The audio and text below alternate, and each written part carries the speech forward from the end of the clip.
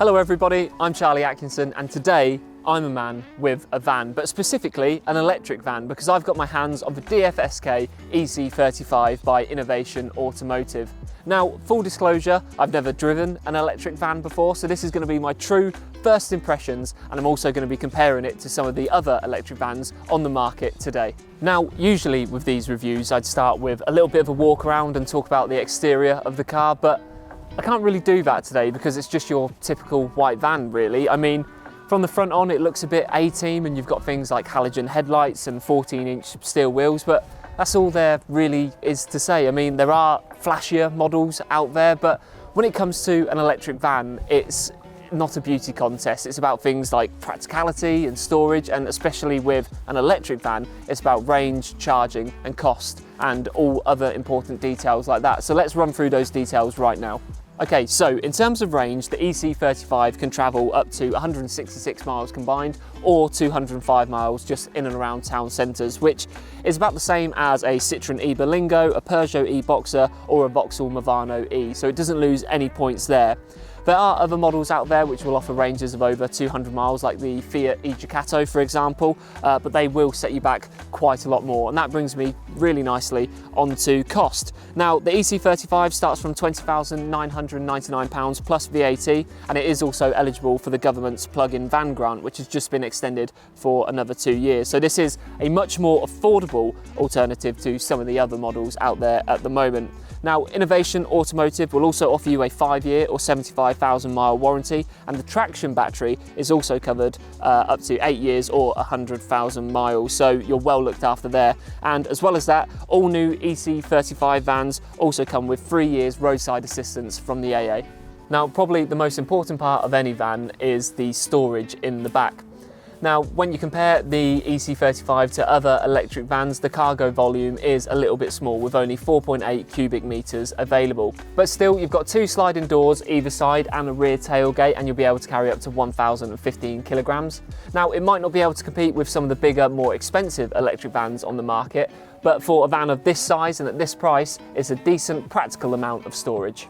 Up front, the EC35 is kitted out with pretty much everything you want, from reversing sensors, Bluetooth, DAB radio, aircon and a 6.8 infotainment screen, which is compatible with Android Auto and Apple CarPlay. So you've got absolutely everything you could possibly need. Now, it is only a 2-seater because of its size, so it's not the most spacious electric van on the market, but it's still pretty comfortable. But I'm going to see just how comfortable it really is because I'm going to get behind the wheel and take it for a spin.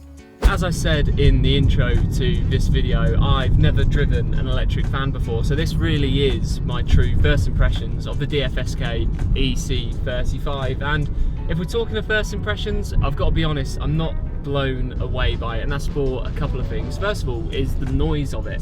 When you're driving probably less than below 30 miles an hour, it is really loud, and then when you do get over that speed, you've got a load of road noise, a load of wind noise, and it is really rattly as well, so it's quite an uncomfortable driving experience. On the subject of it being rattly and uncomfortable to drive as well, I have noticed that it is really unforgiving on any sort of pothole or speed bump as well, and as soon as you go over one, you do get flung about all over the place, and it's probably making Aaron, the cameraman who's filming this right now, probably making his job very difficult to keep this camera straight because you are all over the place, and especially as well, it's really hard to drive this in a straight line as well. I know we haven't got any load in the back, we are driving this completely empty, and all the tests and everything that has been done is with 300 kilos in the back, but even still you are sort of all over the place. Even when you're driving on a relatively straight line, you end up driving this sort of like Ace Ventura. Even in a straight line, you're constantly trying to steer and correct your steering, so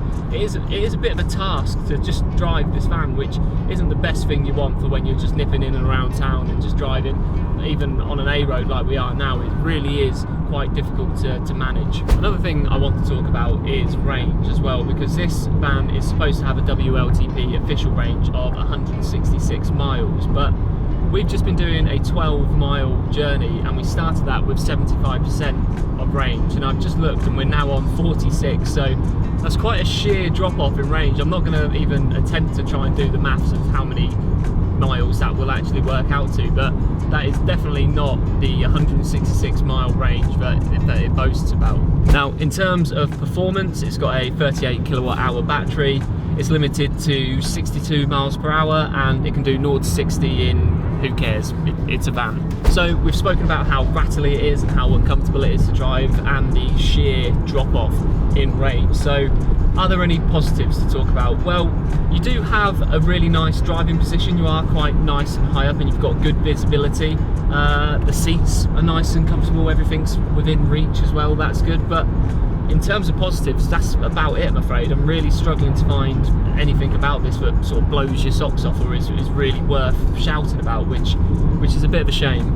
So there we have it, my first experience with a fully electric van, and I've got to say, it's not perfect. Now, Innovation Automotive has done a pretty decent job of building an electric van to a certain price point, but when you start comparing it to other electric vans and you start comparing it with their range, price, storage, and all the things that are important for a van, it does fall quite a way short. That's all for this video. If you liked it, then please do drop us a like and remember to subscribe as well. And please do head over to our channel and check out all our other electric car reviews. For daily news coverage, features and much more, you can also head over to evpowered.co.uk. Thanks once again for watching, and we'll see you on the next video.